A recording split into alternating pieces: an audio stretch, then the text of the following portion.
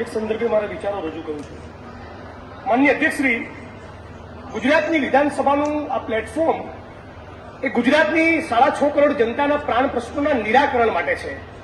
છાકટા કે ભ્રષ્ટ બનેલા અધિકારીઓના તાગડ દિનના માટે નહીં.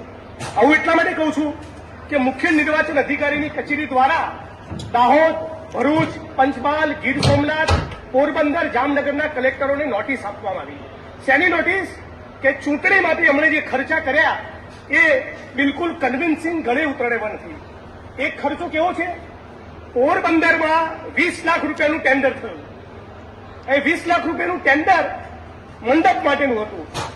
એના બદલે પોરબંદરના કલેક્ટર ઉપર ટેન્ડર મૂકનારી કંપનીને કેવો સુપ્રીમ કોન્ફિડન્સ હશે, કેટલું બિલ મૂક્યું?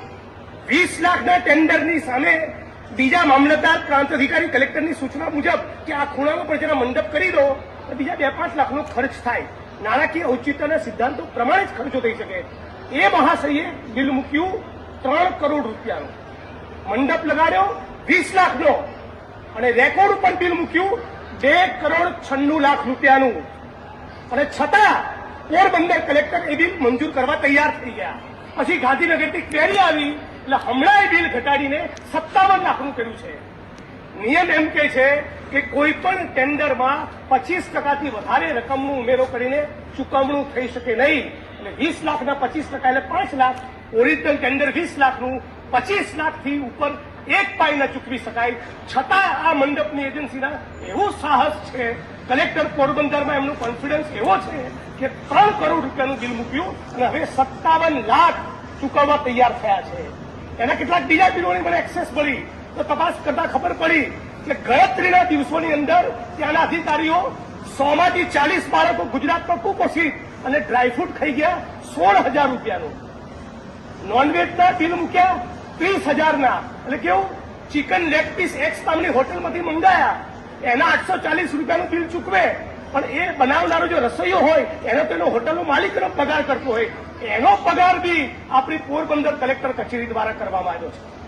6,000 રૂપિયામાં બજારમાં સાયરન મળતી હોય મંત્રીશ્રીઓની ગાડી પર એવી, અને એના બદલે ચૂંટણી ખર્ચમાં એનું બિલ મૂક્યું છે 60,000 રૂપિયા. મૂળ પ્રોડક્ટની કિંમત 6,000, બિલ મૂક્યું 60,000નું. એના કારણે હમણાં રાજ્ય સરકારનો ચૂંટણીનો ખર્ચ 121 કરોડ રૂપિયા વધી ગયો છે. અને એટલા માટે હું રાજ્યની સરકારને વિનંતી કરું છું કે આનો કોગ્નિઝન્સ લઈ મુખ્ય નિર્વાચનની કચેરી દ્વારા જેટલા પણ કલેક્ટરને નોટિસ આપવામાં આવી છે એમાંનું એક પણ બિલ પાક્કી ખાતરી વિના મંજૂર થવું જોઈએ નહીં. આ બધાની સામે બનાવટી દસ્તાવેજ, બનાવટી બિલોને સાચા કરું કે એકબીજાના અધિકારીઓના મેળાપીપણામાં રજૂ કરવા મદદ લાગુ પડતી કલમો હેઠળનો ગુનો દાખલ થવો જોઈએ. જામનગરના એનો કિસ્સો અદભુત છે. એક જ દિવસમાં એક અધિકારીએ જામનગરની ચૂંટણીમાં 90 લીટર ઈંધણ વાપર્યું. મતલબ કે એક જ વિધાનસભા ક્ષેત્ર કાલાવાડની અંદર એની ગાડી 900 કિલોમીટર એક જ દિવસમાં ફરી. અને એવા અનેક દિવસો મને લાગે કદાચ એ અધિકારીએ 24 કલાક એક ધારી ગાડી ચલાવી અને શૌચના સ્નાન પણ ગાડીમાં જ કર્યું હશે. આ અધિકારીઓને શરમ આવે છે? આ ગુજરાતની સામાન્ય જનતાના ટેક્સના પૈસા સાથે આ લોકો શું કરી રહ્યા છે? પછી મને સવાલ થયો કે આટલું બધું ધૂપણ કેમ ચાલી રહ્યું છે? નકલી કચેરીઓને જયારે ગુજરાતમાં રાફડો ફાડ્યો હોય અને કોઈ કોન્ક્રીટ એક્શન ના થતી હોય અને એક પછી એક નકલી કચેરી આવતી હોય ત્યારે ડ્રાયફ્રૂટના બિલ મૂકતા, નોનવેજના બિલ મૂકતા, સાયરનના 6,000ના બદલે 60,000ના બિલ મૂકતા અધિકારીઓમાં કોઈ સંકોચ નથી રહેતો.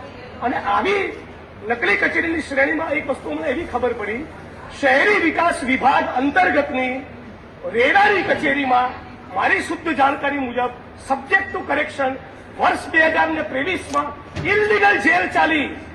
રાજ્ય સરકારની જાણ બહાર રાજ્ય સરકારના ગેજેટમાં નોટિફિકેશન વગર જે બિલ્ડરોએ ચોક્કસ પ્રકારની પ્રોવિઝનનું કોમ્પ્લાય ના કર્યું હોય એ બિલ્ડરને સિવિલ પ્રિઝનમાં મૂકવાની જોગવાઈ છે. તો રેરાની કચેરીના 7મા બાળમે કેટલાક અધિકારીઓ, 2 મામલતદાર અને 2 આસિસ્ટન્ટ કલેક્ટર, આ 4 અધિકારીઓએ એકબીજાના મેળાપીપણામાં પોતાની મરજીથી કદાચ રાજ્ય સરકારની જાણ બહાર કે આશીર્વાદથી 7મા માળની કચેરીને જેલ તરીકે વાપરી અને એક એમાંના કોન્ટ્રાક્ટર કે બિલ્ડરને ક્યુબિકલમાં રાખ્યા 72 કલાક સુધી. આ ભારતના બંધારણના આર્ટિકલ 21 અને માનવ અધિકારનું સિરિયસ હનન છે. આજે સવાલ થઈ રહ્યો છે કે રેરાની કચેરીની અંદર નોટિફિકેશન વગર કોઈ એક રૂમને તમે જેલ તરીકે કઈ રીતે વાપરી શકો? અને જો આ બાબતે મારી ભૂલ થતી હોય તો માનની મંત્રીશ્રી જયારે મારી વાતને રિસ્પોન્ડ કરે તો આ સન્માનની ગૃહના રેકોર્ડ ઉપર એ નોટિફિકેશન જાહેર કરવું જોઈએ. એક માણસ એક બિલ્ડરને 72 કલાક સુધી 3 દિવસ ક્યુબિકલમાં એને ગોંધી રાખ્યો છે. એનું ડાયાબિટીસ 500 થઈ ગયું એક માણસનું. એને સિવિલ ગાંધીનગરમાં હોસ્પિટલાઇઝ કરવો પડ્યો હતો. આ શું ચાલી રહ્યું છે આપણા ગુજરાતમાં? નકલી કચેરીઓ, નકલી જેલ, અને રાજ્ય સરકારની જાણ છે કે નહીં રાજ્યની સરકારે એનો ખુલાસો કરવો જોઈએ. એક માણસ હાર્ટ એટેક આવે એવી સિચ્યુએશનનું ત્યાં નિર્માણ થયું હતું. અને હમણાં 2023માં જયારે અનિતા કરવાલ આવ્યા ત્યારે અમને કચેરી બંધ કરાવી. તો કચેરી શરૂ થાય બંધ થાય તેનું નોટિંગ્સ હોય, એની ગેજેટમાં એન્ટ્રી થાય, કચેરી બંધ કર્યું તેના કારણો રજૂ કર્યા હોય. કોના કહેવાથી, કોની સૂચનાથી, કોના આદેશથી આ રેરાની કચેરીમાં 7મા માળે વર્ષ 2023માં બિલ્ડરો અને રિયલ એસ્ટેટના માણસોને કયા ઇન્ટેન્શનથી એક જેલમાં ગોંધી રાખવામાં આવ્યા? આ બહુ સિરિયસ સવાલ છે. ગુજરાતની 6.5 કરોડ જનતા આ જાણવા માંગે છે. આપણા ગુજરાતની અંદર રવિશંકર મહારાજ અને ગાંધી અને સરદાર પટેલના ગુજરાતમાં આ પ્રમાણેનું ધુપ્પલ ચાલે? એટલે રાજ્યની સરકારે ફ્લોર ઉપર આનો ખુલાસો કરવો જોઈએ. અને છેલ્લી વાત કહેવા માંગુ છું, આજે શહેરી વિકાસ વિભાગનો પણ વિષય છે. માનનીય અધ્યક્ષ, વિધાનસભાનું ફરી 10 સેકન્ડ લઈશ. રાજ્યની સરકારને મારી વિનંતી છે, વિકાસના કોઈ પણ પ્રોજેક્ટના નામે શહેરી એક પણ વ્યક્તિનું પ્રવચન પૂરું થાય છે. માન્ય સભ્ય શ્રી સરદારભાઈ કોઈ પણ નાગરિકનું